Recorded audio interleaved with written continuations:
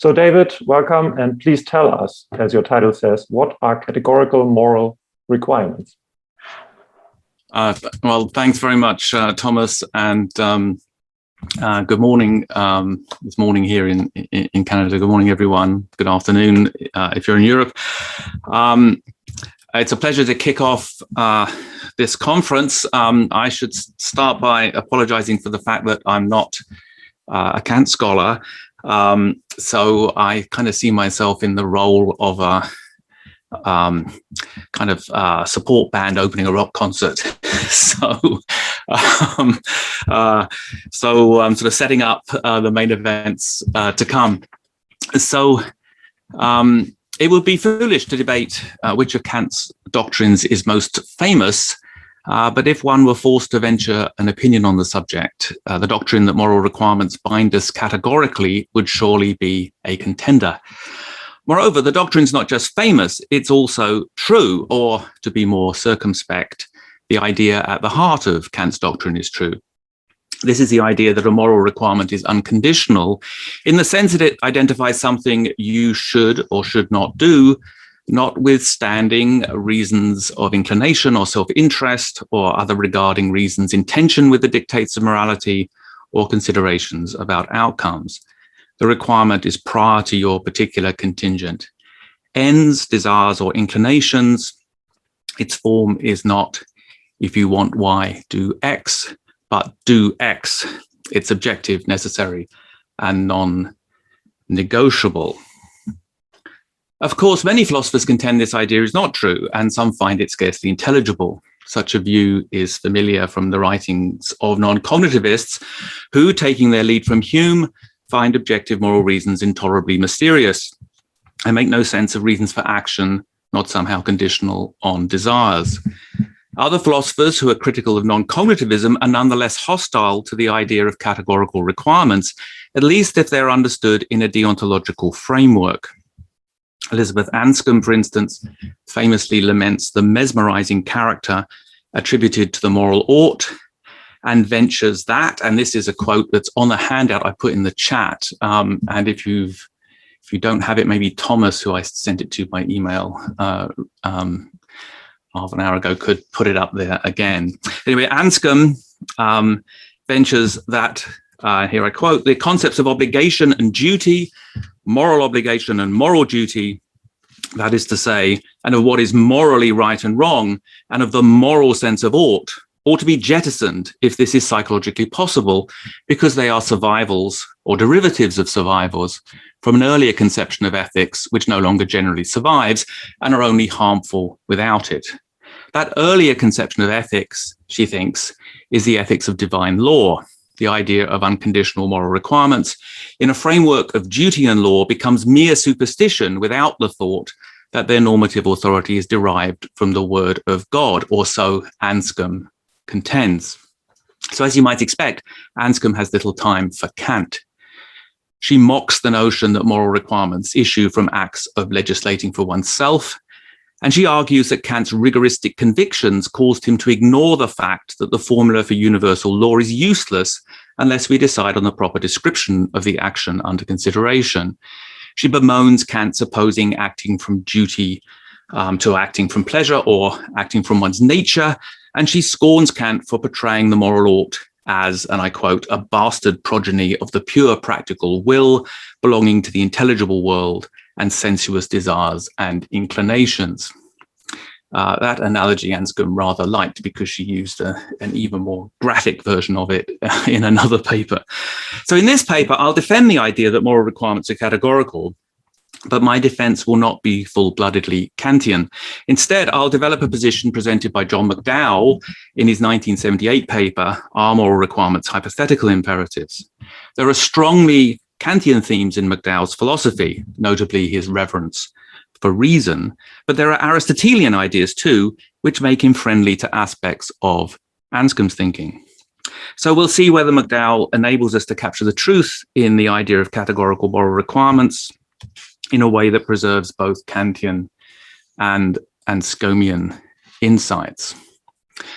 So McDowell's paper is, among other things, a response to Philippa Foot's 1972 essay morality as a system of hypothetical imperatives, which shares Anscombe's skepticism about Kant. In her paper, Foote sets out to deflate the idea of categorical requirements, observing that there are many uses of should and ought that express reasons that speak to us independently of our present desires. Rules of etiquette, the rules of a club or of a game, all generate reasons for action that are desire independent. So, for example, the chess rule that defines checkmate is not hypothetical in form. It makes no reference to the desires of the players. Of course, the reasons generated by such rules bind only players of the game or the members of the club, and so on. So their categorical form disguises a deeper conditionality. But Foote thinks the same is true of moral reasons, which are conditional upon deep concerns and commitments. However, as D.Z. Phillips observes in an article that McDowell invokes, while you always have the option of giving up chess or shunning the conventions of polite society, no such option exists for morality. If you're burdened by the rules of your club, you should resign, and then you'll no longer have to bother with them. But no such advice can be given in the moral case. You can think yourself above morality, as an arrogant club member might think himself above the rules, but nothing you can do will put you above moral requirements. And that seems to fit the logic of ordinary moral thought and talk, as well as the everyday intuitions of what David Wiggins calls passably good people. So moral requirements are categorical in being unconditional on the agent's desires and in being, in some sense, inescapable. The question is whether the only way to make this intelligible is Kant's way, and McDowell thinks not. So let's consider McDowell's account of moral reasons. He maintains that for an agent to have a moral reason for action is for her to have a conception of the situation before her or about which she's deliberating, within which a feature or features has a certain kind of normative significance.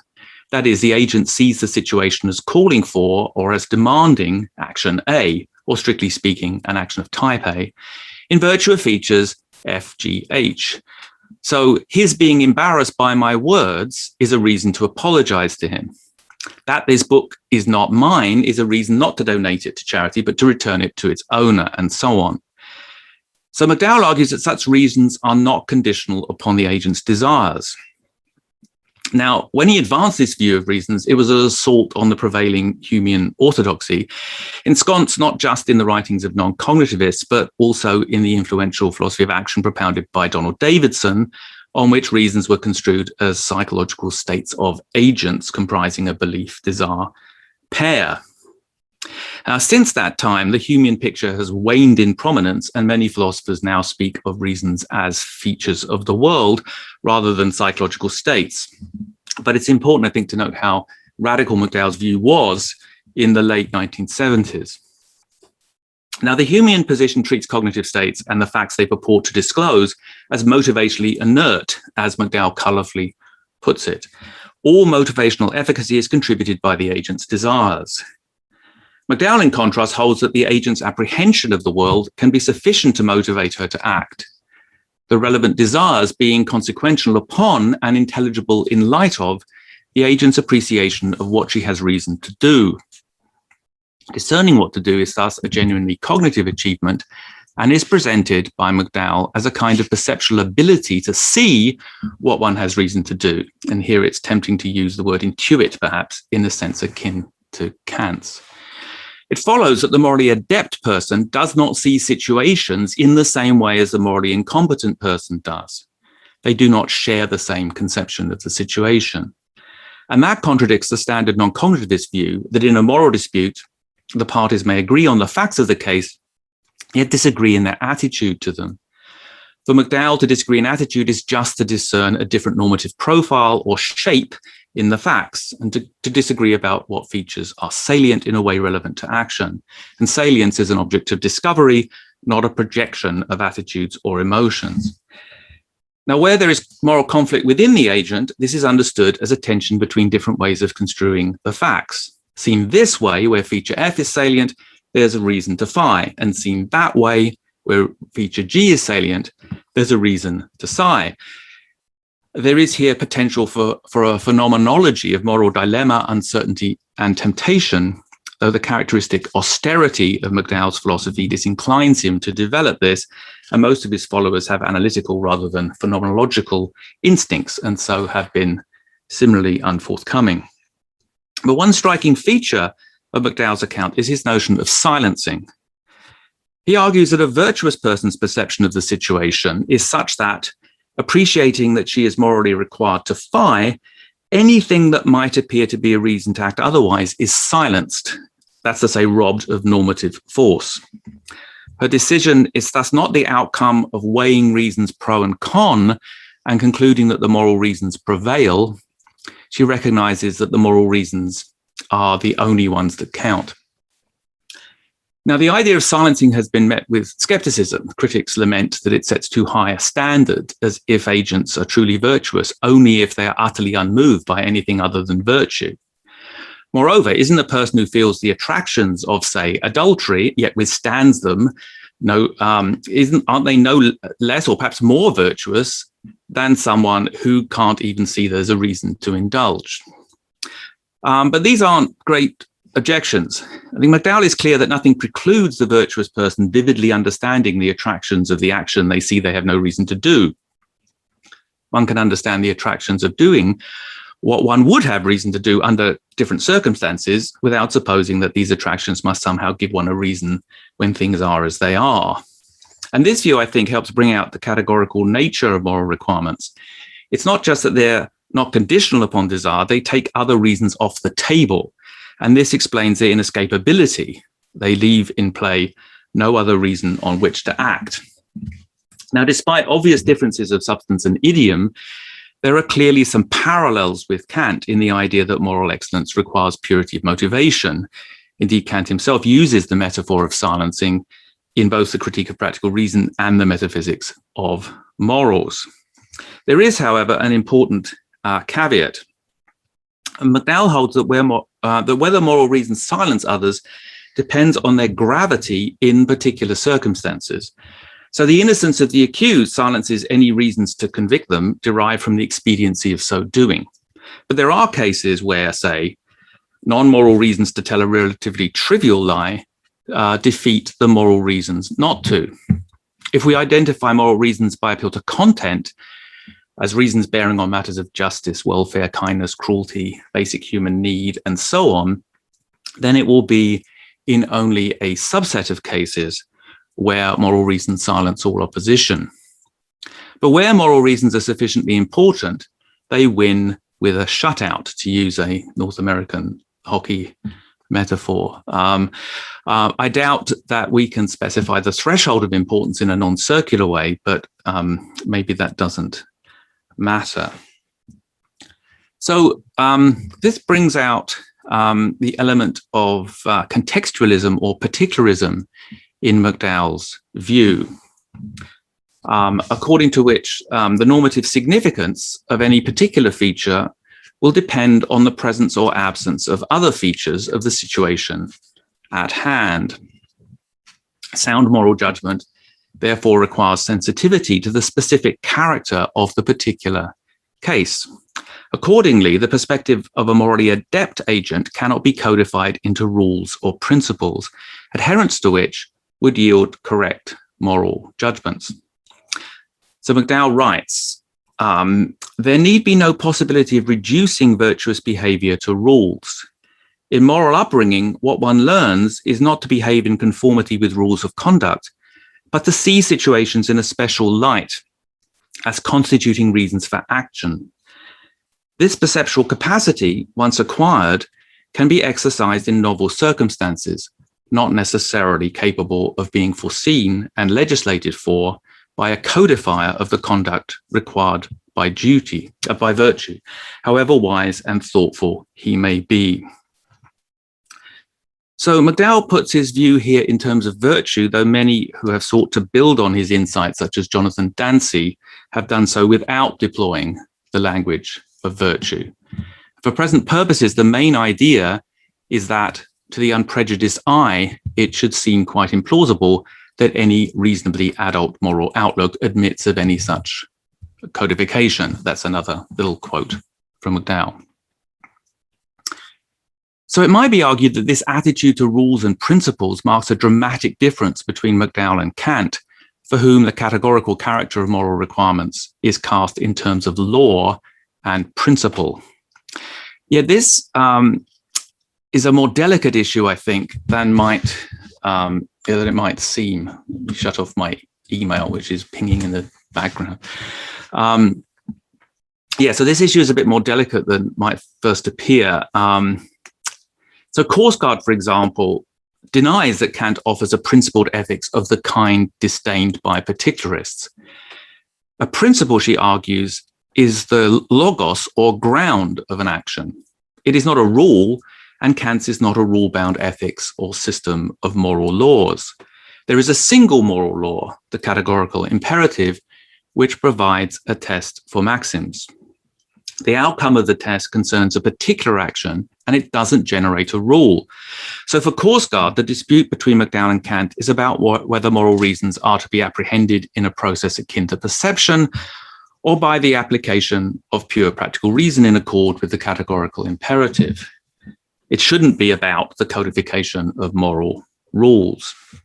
Now, it's true that a target of McDowell's and Dance's is R.M. Hare, who deploys the idea of universalizability precisely to vindicate moral principles understood as rules of conduct. And Hare is not Kant. However, contra Korsgaard's act Kantianism, if I can put it like that, it's hard not to find in Kant the image of moral laws organizing conduct on the model of natural laws governing physical events, as if the categorical imperative establishes a priori universal and necessary laws of conduct that would describe the behavior of a fully rational being. The moral law is to act according to maxims that pass that test, but it doesn't follow that there are therefore no principles in the contested sense. So I don't know how to sort out that issue, if it is indeed the issue I made it out to be, but maybe that's something we could discuss. And I'm going to set it aside and turn to a more pressing bone of contention. So the obvious objection to McDowell is that there's something fundamentally incomplete about reasons as he characterizes them, and that there's no chance of capturing the categorical status of reasons unless we can show how they can be fleshed out. So to take a case, suppose Harry is proposing to lay off Anthony, one of his employees. Sukaina tells Harry it would be morally wrong to do this, imploring him to consider the harm that will befall Anthony if he loses his job. On McDowell's account, the reason Sukaina offers Harry is that losing his job will cause Anthony harm.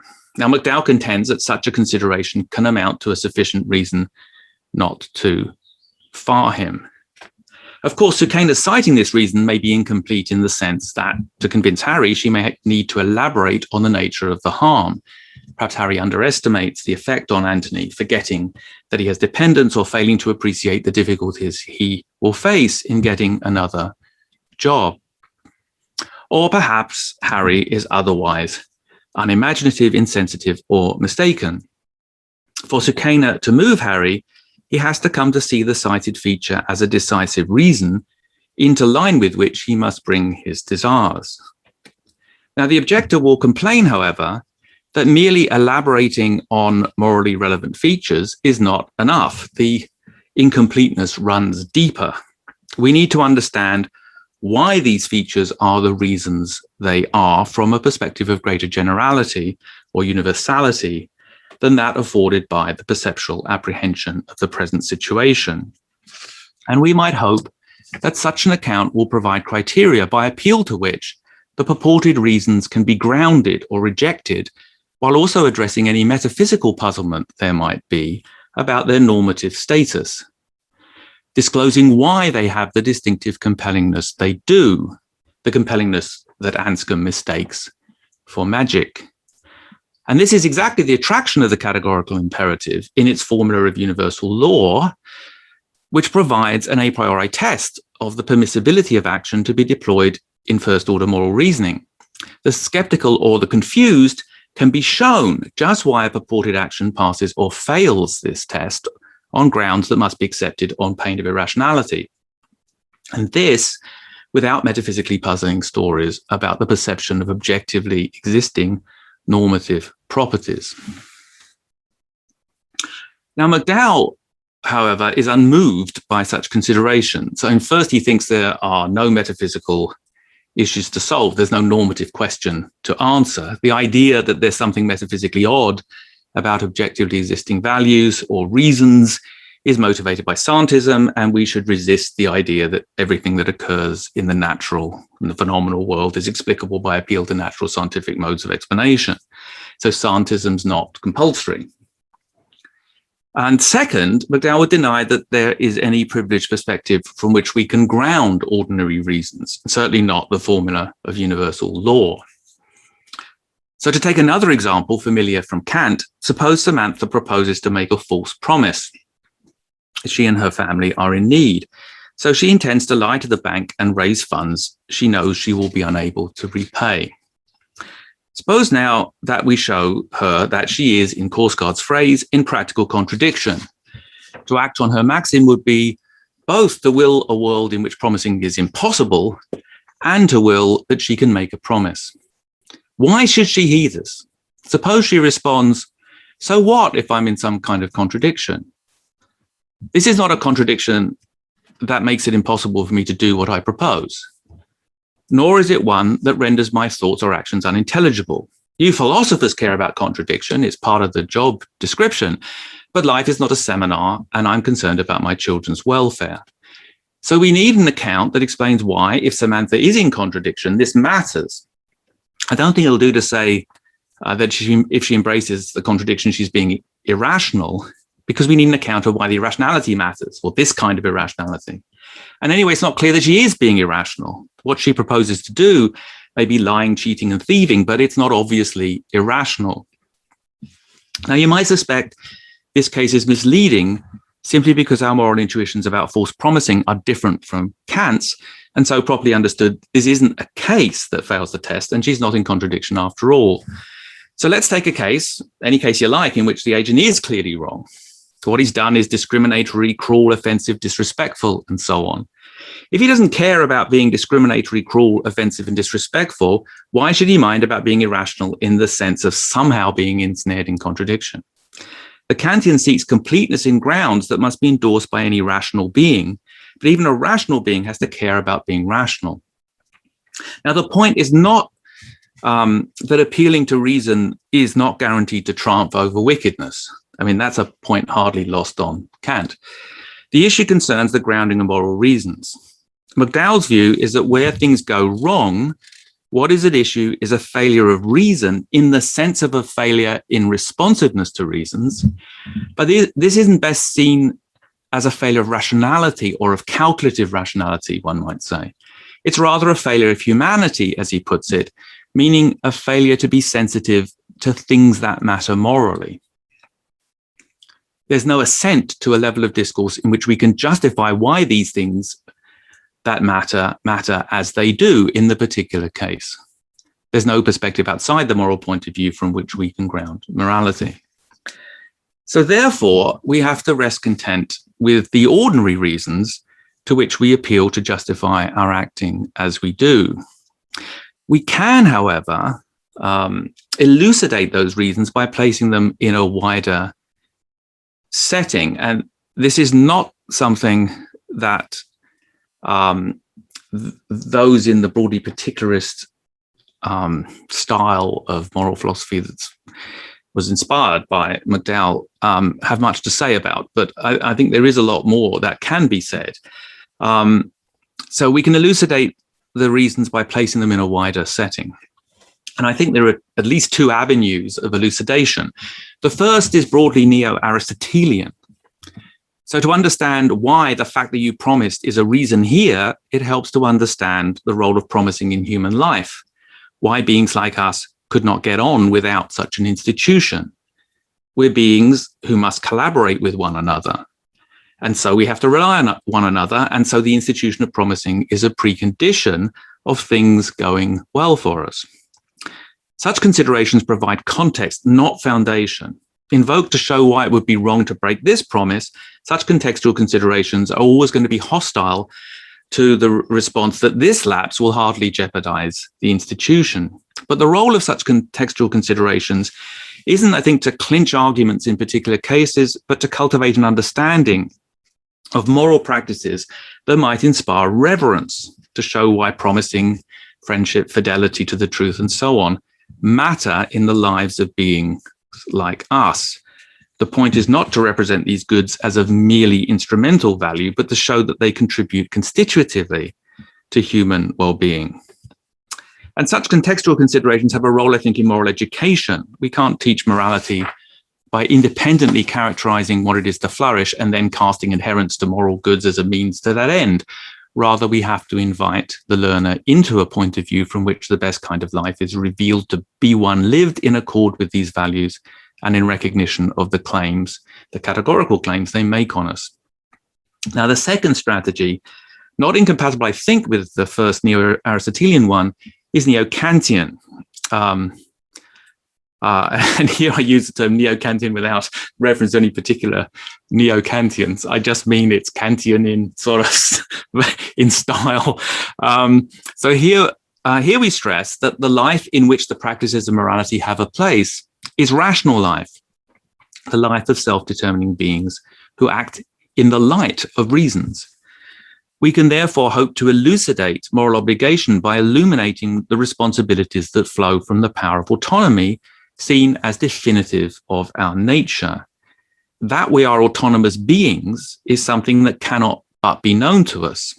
It's common ground between Kant and Anscombe, I think, that practical knowledge is self-conscious activity. When I act intentionally, there's some description of my action under which I know what I'm doing. I don't know this by observation. This is non-observational knowledge of knowing in doing. Now, in such self-conscious acts, I am conscious of myself as I truly am. At the same time, I know that the power of autonomy is not just my power, just as the reasons in light of which I act are not reasons just for me, but for any human being so situated. So to relate to another human being is to recognize this power in them. And this brings us to themes familiar from Kant's discussion of the formula of humanity. To see you as a self-determining being is to see in you a power that I cannot but respect. And this brings in its wake recognition that you are a being that mustn't be treated merely as a means. The power of self-determination accords those who possess it a dignity beyond price, as Kant famously puts it. And if I'm not to subordinate your ends to mine, I must accept that the reasons that decide how self-determining beings interact with one another, to say moral reasons, must weigh with us in ways that are not conditional upon our contingent ends. Hence, we move in the direction, at least, of categorical requirements. Now, the point of articulating such thoughts is to stimulate reason in an apprehensive rather than calculative mode, if I can put it like that, to bring knowledge implicit in reason to reflective awareness. The exercise is thus not likely to move those who don't want this self-knowledge, but we can hope that someone who has followed us so far will see that the power of autonomy can find proper expression only in consort with others. The question is not, how should I live, or even, how should I live among others, but how should we live? And this suggests an ideal of the harmonious exercise of the power of autonomy by all, the ideal of a kingdom of ends. So we can at least ask the skeptic, what's the better life? One in which you pursue your ends in ways indifferent to the ends of others, or one where by your actions you aspire to a world where people flourish equally in pursuit of a common end of properly expressing their powers of self-determination. As David Wiggins puts it, for a reasonable being, how could it be reasonable not to aspire to live with other reasonable beings in the accord that is worthy of reasonable beings? For reasonable beings, surely solidarity in reason is mandatory. Of course, this appeal isn't guaranteed to work, but the skeptic can reject it only by slighting human dignity in a way that, as Kant puts it, profanes its sanctity. Okay, so drawing on the work of John McDowell, I've maintained that Kant is right, that moral requirements are categorical in nature, though wrong to think they can be established a priori, or that a foundation for morality can be provided by pure practical reason. For all that, the following Kant-inspired questions should figure, I think, centrally in moral reflection, even for a particularist follower of McDowell, and in moral education. So the first, is this the kind of act I think should be done? That is, do I want to live in a world in which people do acts of this kind for this kind of reason? Second, am I enacting in this way, acting as a being should act that can determine for itself what to think or do? Or am I failing to respond to good reasons to act otherwise, or allowing my actions to be dictated by motives that I have not subjected to appropriate scrutiny? Third, am I enacting in this way, treating others as persons, as self-determining beings who are as entitled as I am to pursue their ends, to flourish, to be in command of their lives, and so on? Or am I merely using others as if they were mere things? And fourth, am I enacting in this way, participating in a common project in which everyone's power of autonomy is given appropriate opportunity to create conditions that enable the equal flourishing of all as mutually recognizing self-determining beings? So posing these questions helps us discover requirements that should influence us regardless of our contingent inclinations and ends.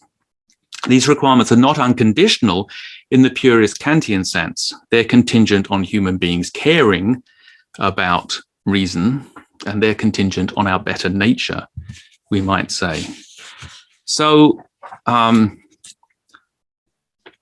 not sure how these are going to find out how these will go over.